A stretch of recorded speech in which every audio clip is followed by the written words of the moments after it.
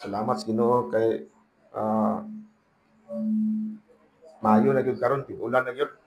Nga nakaabot na rin na kita nga safe no. So it's a privilege no to give a sermon kanong karon nga puna kay mo'y una ninyong wandering lugaran no. Praise God. Although bago pa ako sa Rizal, pero kay balo ko nga sa history nga dugay na gyud mo sa saka diri ug dako kaya ako ang kalipay nga usasad ko nga nagampo nga kuan gyud siya kani matuman niya. Salamat sa Ginoo kay ang Ginoo gyud nagtubag no. Kay doon ang atugong Ginoo andam gyud sa mo tubag. Kung labi na sa iyahang right time ug right niya nga will no. Kung iya gyud kabubuton tuman na siya. Ug mo na nga angay na to pakpakan ng Ginoo na.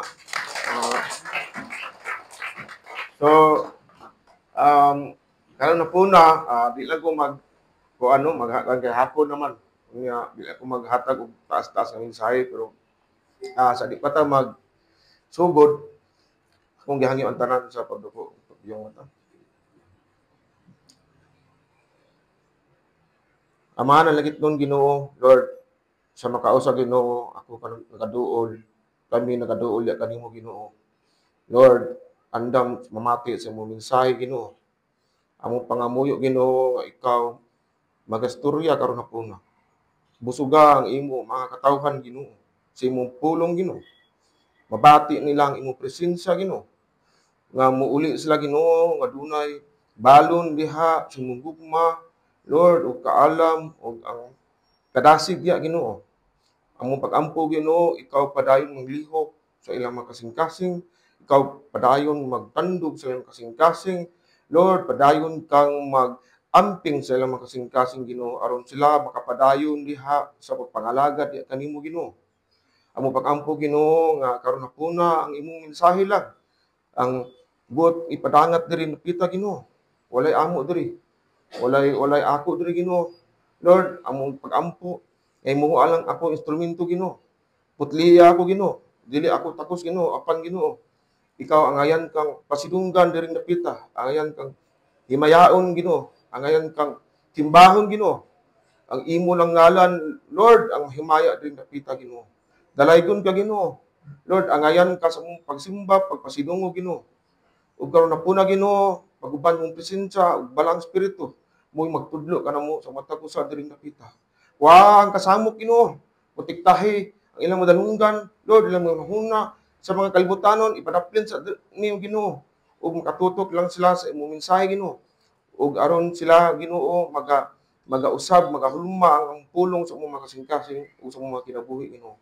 Ining tanan among gipangayo ug gipasalamatan sa ngalan ni Jesus. Amen. Amen.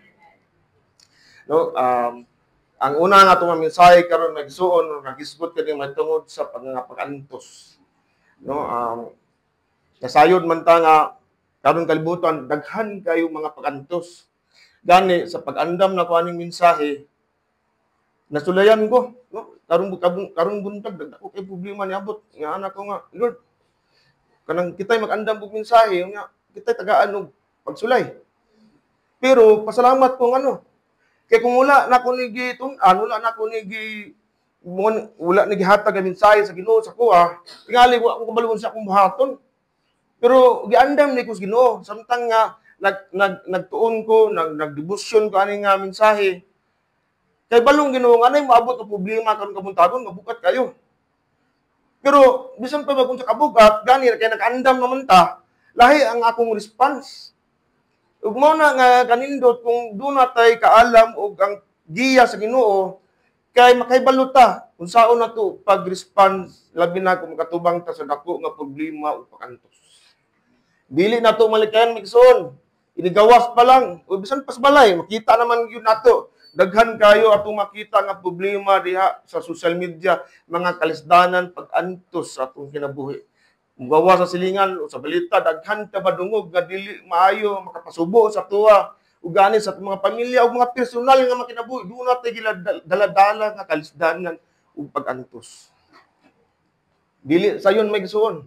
Dili takalikay. Gani nagingon ang pulong nga aning kalibutan, doon nagoy mga pagsulay. dili ta makalikay nga na Kristohanon ta, ug sa mga dili Kristohanon, pareha nga dunay problema.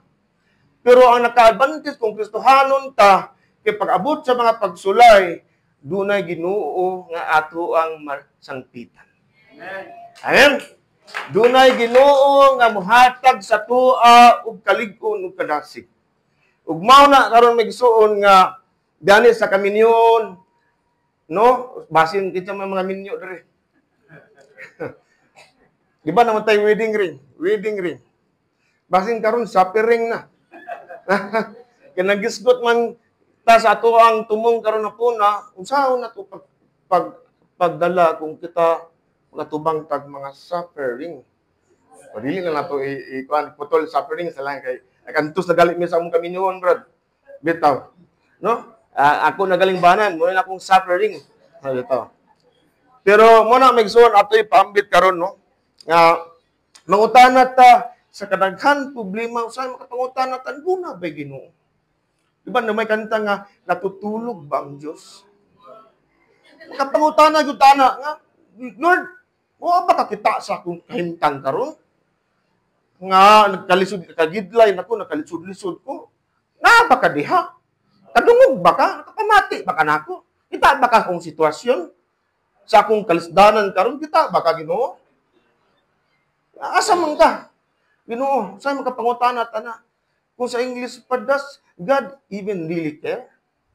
Doon na pagpakabana ang Ginoo sa ato ang kinabuhi.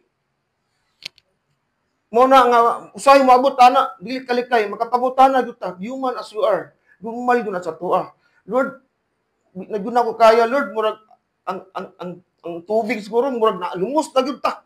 Di na ko kayang problema, di na ko kayang pag-antos. Mao na nga may suon nga karon hapuna, no? Ato ang pagatunan, no? Excuse me. Dili ka tingalahan. Dagan karon mga sa ato ang kuan sa ato ang kalibutan karon. Dani dunay usa ka kanta nga kay kang kabalong mo gipit simod nga blasphemous humor ang title nga ingon siya kung mamatay ko ugma katawan ng Ginoo. Di ba?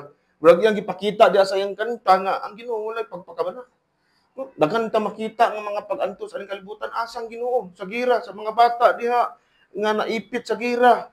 Ingon ta na abay Ginoo nga naglantaw ang mga pag-antos.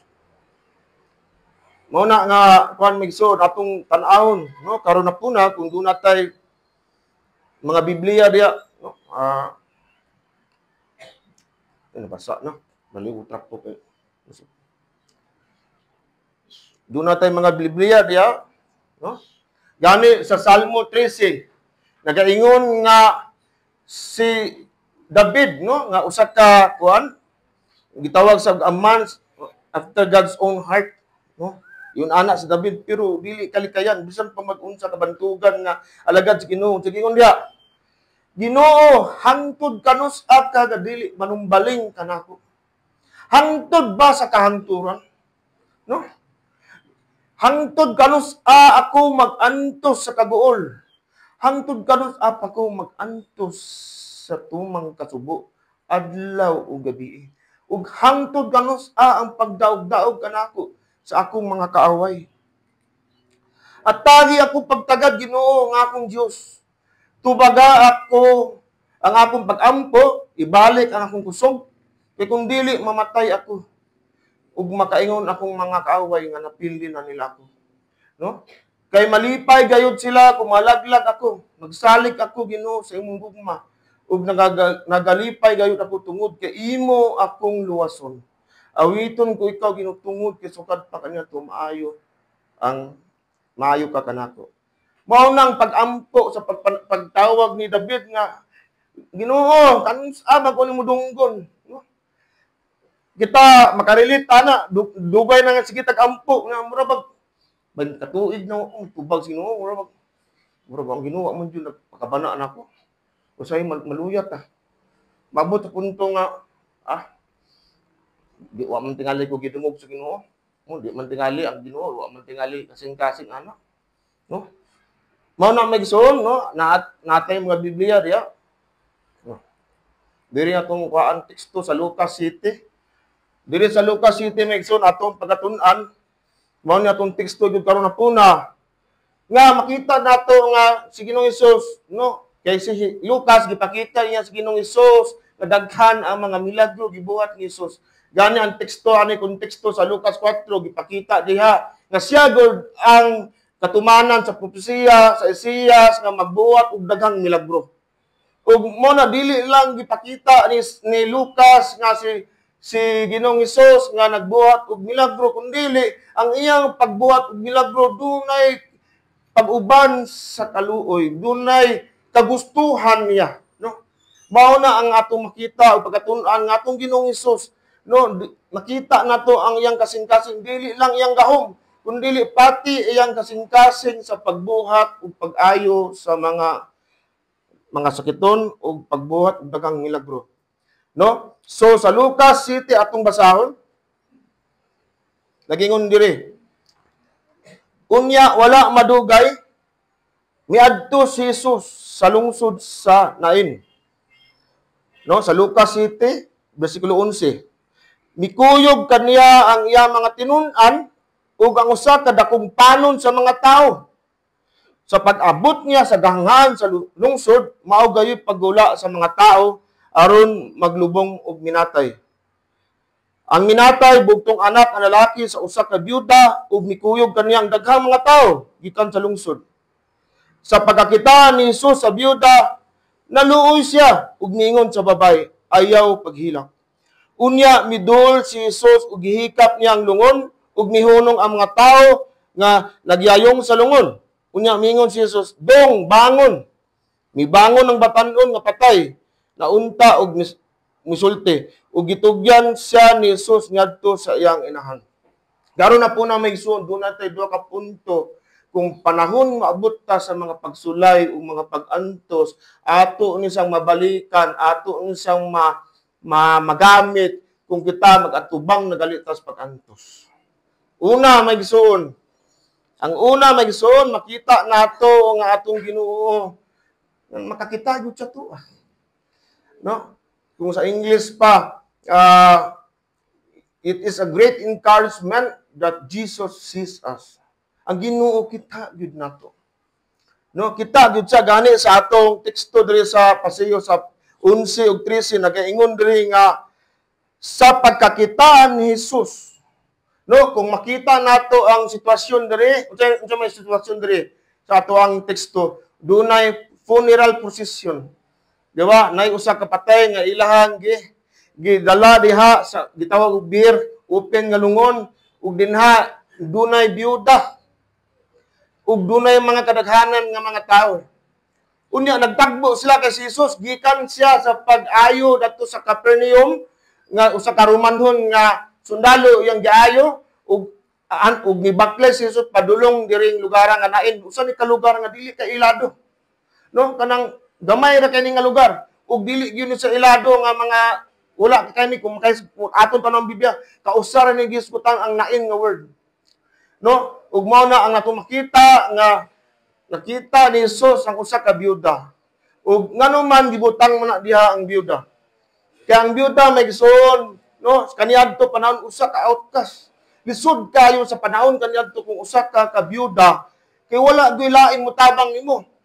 Ug nya nagsalig na lang siya sa iyang anak, samtang buhi pang anak, kamoy mutabang sa iya ha. Ug nya karon namatay pa gyud. Grabe nga pag-antos. Namatay pa yang bana, namatay pa yang anak. Kita ninyo unsa kalisod ang sitwasyon sa iyong nana. Namatayan gali sa bana, namatayan pa sa anak. Ug mao na nga grabe kayo ang iyang pag-antos. Ug mao na nga dili aksidente nga si Jesus ni adto anang dapita og nakit-an niya ang maong posisyon funeral ug nakita niya ang babae. Kung ato na pagkatun-an ang pagkakita niya dili lang makita nga pisikal, kundi nakita gyud sa Ginoo unsa gyud diyang tinuod gibati diha sa kasing-kasing nga kabukaton diha. Ug mao na nga bisan pa man sa kabisin ni Ginoong Hesus kay daghan sad mga bulaton, responsibilidad, mga milagro. Gitagaan niya po niya pagtagad, gihunong si Jesus, ug iyahang gitan-aw usa ka babae ug nakabantay siya. Ug mao na migsuon dili ta makaingon jud ta nga ang atong Ginoo nga bisan pag unsa karaghan ang tawo sa kalibutan nagud sa panahon sa pagtan-aw sa ato ang tagsag-tagsang nga gipangbati. Dili masipyat ang Ginoo nga di ba? Gingon pas kanta sa David Pumirang, too many billion people, di ba? Makadaghan kaayo ang tawo sa kalibutan apan kita makasalig nga atong Ginoong Hesus, makabantay, makanutis siya sa ato ang tanan pagsulay. Mao na ang kanindot diri may gisuon nga atong Ginoo omnipresent. Naa siya kanunay kanato di nato makita. Mo nang makaingon tang Ginoo natutulog bang Dios? Wala siguro to Kristohanon. Sayop man yung title. Ang Ginoo dili matulog. Magkanunay na siya. 24 hours nagbantay nato. Kabalo siya. Kay nganuman ang atong Ginoong Hesus ni ani aning kalibutan ug nasayod siya sa gipangbati sa mga katawhan. Mo na makaingon tang atong Ginoo dunay pagbati nato. Dili nang Ginoo nga uban nga gibot-buhat ka tawo nga man sila pagbati o sila kakita pero atong Ginoong Hesus nakakita gyud sa atong mga kalisdanan. Gani siya naka-experience sa unsay pag-antos. Ug mo na nga akong giingon diri nga kita duna batay panahon. Duna batay panahon, muhatag batag panahon sa pagbantay sa atong kaigsunan diha nga nag-antos. Duna batana sama ni Kristo nga dunay paghunong niya ug gibantayan gud niya ang usa ka byuda nga naghilak.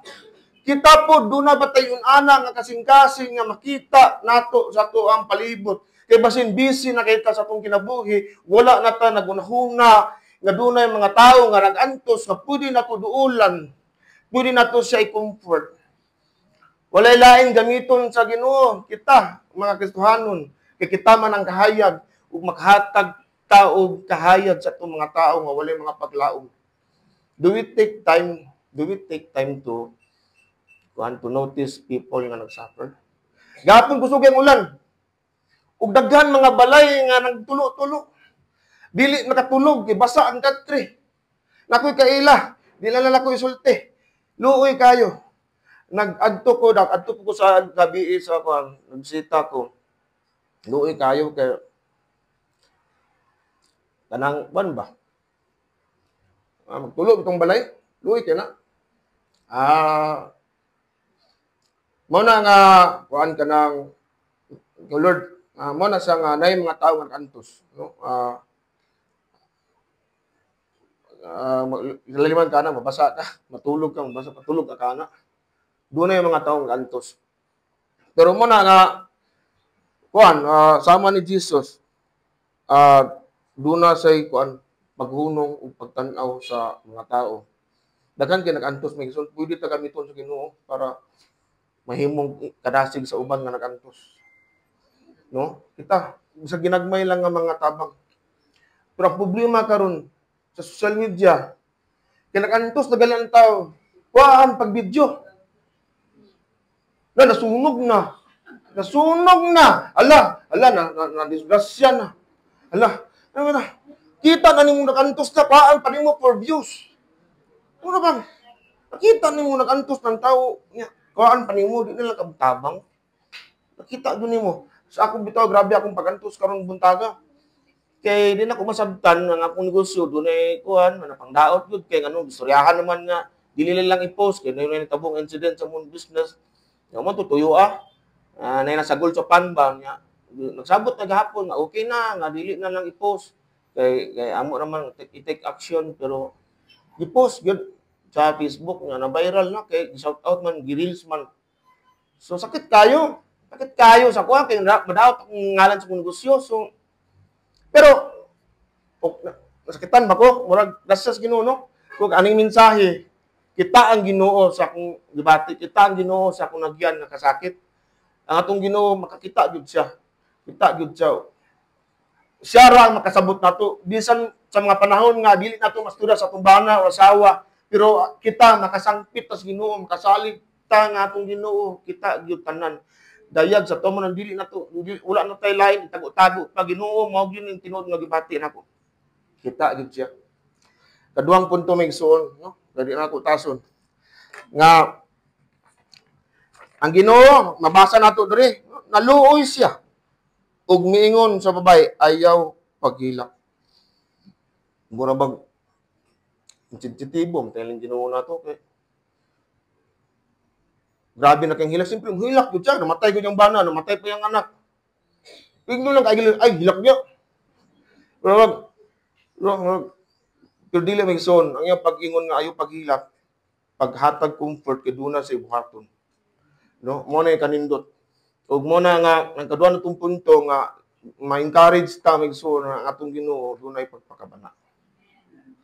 Amen? Wala lang sa nakakita, wala lang sa nihunong, ug nakakita sa sitwasyon, naa say pagpakabana. Unsa yang gisulti? Ayaw paghilak. No kalami kay paminaw na ano? Kung kuan ba nga kung duna tay sa unsang problema, ayaw na una-una no? Naa ako, no? Naa ang Ginoo kanunay nato. Dili ta makasalig migsuon sa ato ang kusog.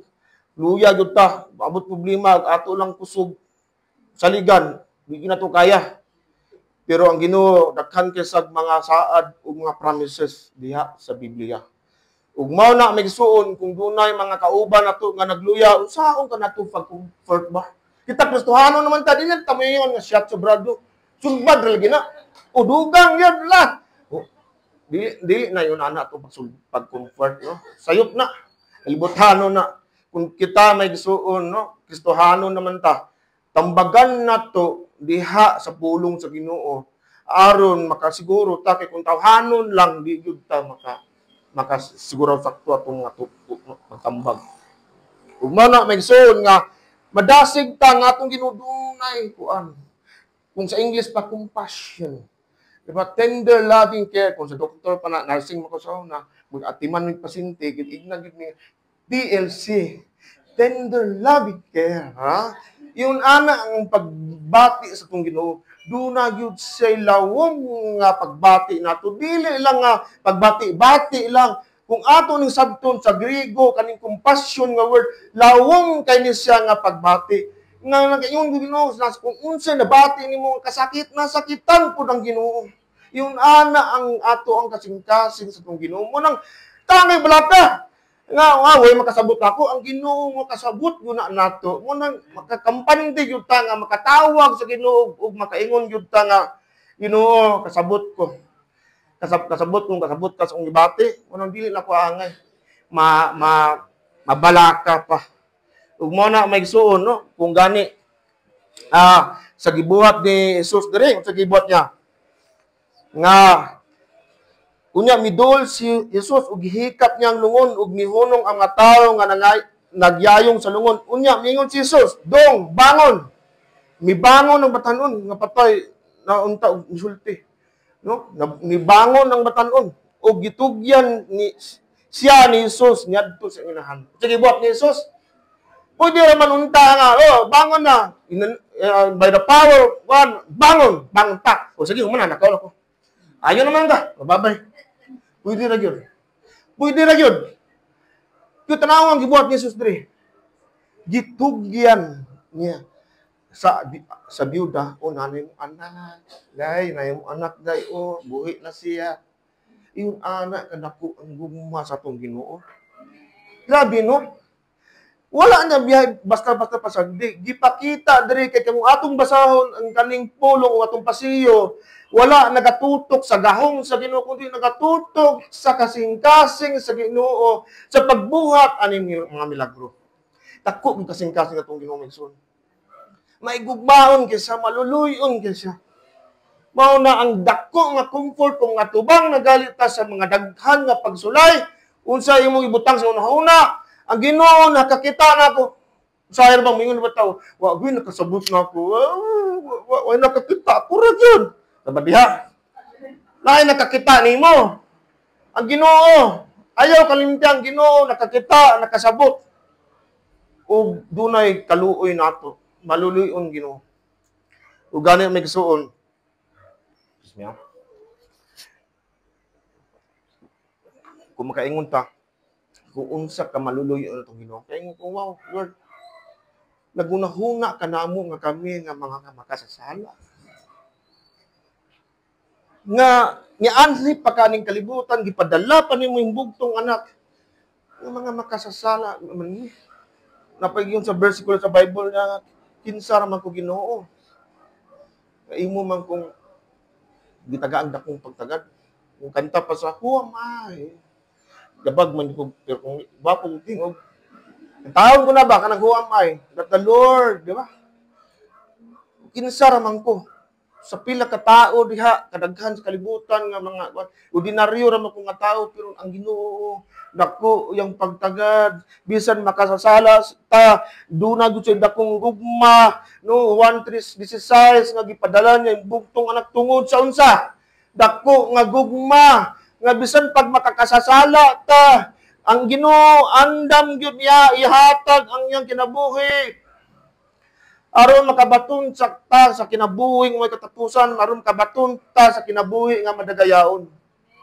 Atong makita may gisuon, iyon ana ang atong Ginoo. Iyon ana ang gibuhat nato. Ug kung gani kita siguro tong nasulungon no, bangon. Kung kita may gisuon, sa wala pa nato na mamat ang Ginoo, ug may mamat gid nato sa Ginoong Hesus ug atong dawaton sa Ginoong Hesus atong kasing-kasing kita tong nabangon. Nabuhi tas patay mo ta espirituano, di man ta kasabot ug mangita sa Ginoo. Apan kung ang Ginoo mahitagbuan kun nato Ginoong Hesus tinuod nga matagbuan nato ang atong mga kinabuhi mga usab gyud. Di ba? Mao na pinakanindot aning mensahe ni Ginoo. Kita diri tungod nga tagbuan natong Ginoo. Imbes maglaglag ta dadto, nanimba ta. Gusto ta mamati kay giuhaw na ta sa pulong sa Ginoo. Di ba? Milagro na nga nata diri, nagsimba ta. Kadaghan mga tao karon daghan kay pamuhat, busy ka sila Sabado karon tingtagay ba. Pero naata diri na mati tungod giusab ta. Nanatay kauha sa pulong. Manang pasalamat ko sa Ginoo nga nakadaghan na mo. No, praise the Lord, no. Ang Ginoo nang liyok jud diri napita. Kani kung tawhanon lang di nato ni mabuhat. Walay mo ani diri, ako di ko mani kung tawhanon lang, wapos pastuban ni diri. Wa pa sildo na. Mani man siya, si sildo. Trabaho na lang siya. Pero kabalot sa mensahe nga unsa kay langdon ang tawag sa inyo para mapakaon diri ang mga karnero. Ug mao na may so na mensahe numduman duha lang kabutang nga Ginoo kita nato. Ug andam siya nga magpakabana. Amen. Amen. Ang butang